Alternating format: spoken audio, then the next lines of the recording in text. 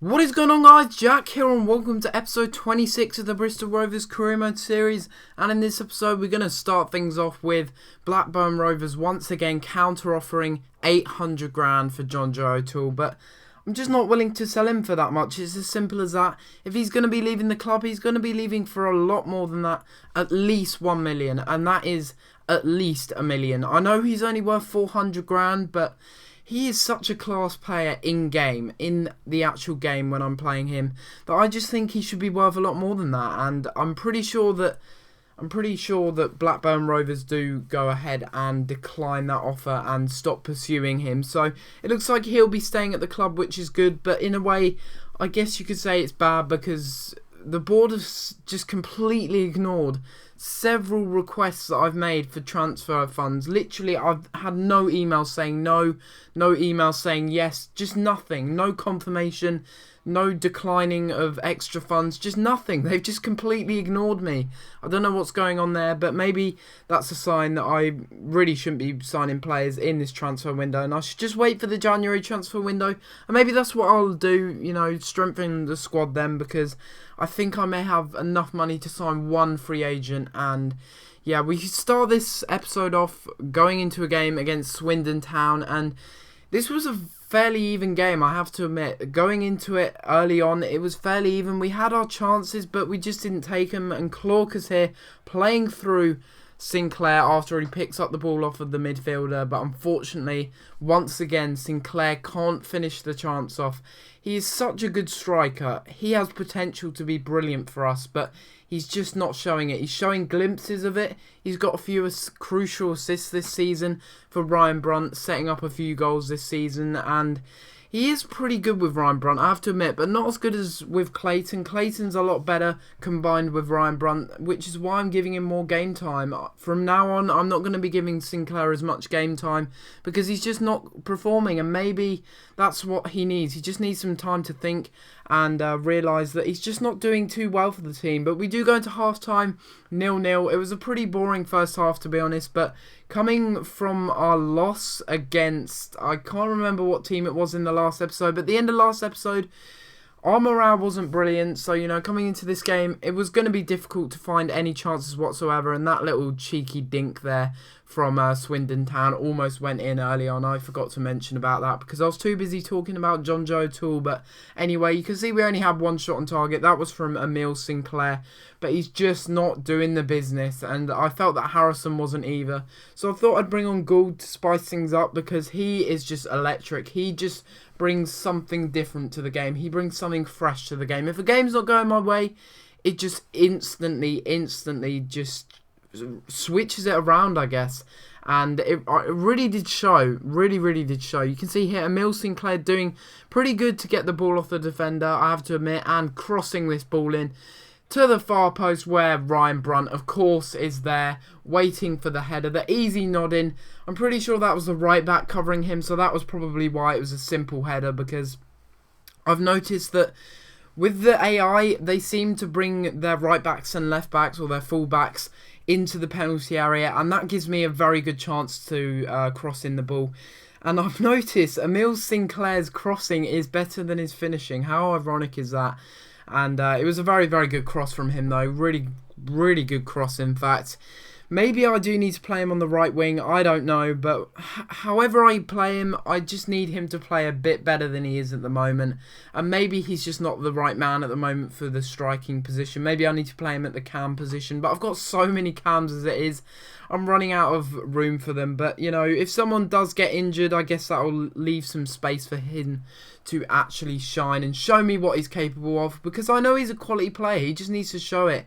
And right here, Swindon Town's goalkeeper, I don't know why all the goalkeepers seem so short when looking at them again, but really bad mistake here. This is a League 2 mistake. This is a Football League 2 mistake here. Simple cut inside from Ryan Brunt. Really does the defender, and a fantastic finish. He has got deadly shot power. As soon as you get Ryan Brunt onto either his left or right foot, because he's got 4-star weak foot, so most of the time they will go into the back of the net or trouble the goalkeeper, and that is a really good goal there. And Not often you're going to score that against the world-class computer, that's for sure, cutting in style like that. The defender has to be pretty goddamn slow or have such poor reactions to not be able to react to that. And that goal indeed means that we do win this game 2-0. Very, very good result. I don't think I showed the second goal, actually. Maybe I should have done that. I'm pretty sure I did show the second goal as well. I'm not 100% sure. I can't actually remember now. But nevertheless, Ryan Brunt does get 2 goals, which puts him at top goal scorer. And I'm pretty sure that is our goalkeeper's first clean sheet that he's had this season, which isn't that brilliant, to be honest, considering we have played friendlies as well. But he's doing okay in the net, I guess. He's doing better than Mildenhall would be doing at this moment in time, that's for sure. And that's confirmation right there that Blackburn Rovers have declined their interest in John Joe O'Toole. He will be staying at the club for a little bit longer. Don't know how much longer. Maybe he'll be leaving in the January transfer window. I don't know. But thanks for your support on the episodes. That's all I want to be saying, really, as we go into this game against Southend United in the J-Paint Trophy. Hopefully we can have better success than we did last year. Last year we got knocked out in the first round. The board were really unhappy with me. It was a bad first impression. I'm pretty sure that was one of our first games. So hopefully we're looking to do better in this game against Southend United. Of course, the first game of the J-Paint Trophy. I almost said Capital One Cup there. I don't know why, but this is the first game in the J-Paint Trophy. Hopefully we can go far. Although if we do win it, we really don't get that much funds. I think for winning one game, you get about £2,000 added to your transfer budget, which is nothing. It's literally nothing, to be honest, and it's kind of annoying. And you know, maybe I do regret spending a little bit of money on that youth player, but that Irish youth player looks very quality indeed. And early on in this game, we were really dominating Southend. They didn't have many chances, and they really did show that they were a Football League 2 side, just passing it round the back. Being a bit clumsy, to be honest. That's what I noticed about Football League 2 sides. You can really catch them on the counter-attack. And how did Clayton not finish that chance off? I do not know. And in the end, it is a free kick to Southend United, as I'm pretty sure that was Ellis Harrison, yeah, it was, who did foul the player there. I was trying to press B to shoot, because I hoped that the ball would have bounced to his feet. But unfortunately, that was not the case. And you can see here, well, they were just passing it around the back, and another error there from the defender, and Harrison using a burst of pace. Players that do have agility really do struggle. Well, the defenders really do struggle against them, because if you just hold RT and flick the left stick forward, it just pushes the ball forward and they get good momentum from that. And if you just press B, it will probably go into the back of the net. That's what I found with players that have really high sprint speed but not that great finishing, such as Ellis Harrison. But Ellis Harrison bags his first goal of the season. Is it the first goal of the actual career mode? I don't know.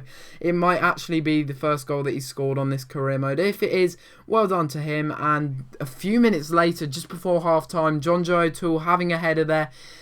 He is probably the best player to be in the box, if I'm honest with you, because John Joe O'Toole has a very good head on him, and it's a shame that he couldn't quite squeeze that one into the back of the net. The goalkeeper just stood there still like a statue. He would have had no chance, but you can see here once again Ellis Harrison playing so well. Really did deserve that second goal, because we really were dominating in this game. The goalkeeper made a few really good saves, but nevertheless, at least we're going into half-time 1-0 up. That's always important. That's always what we want.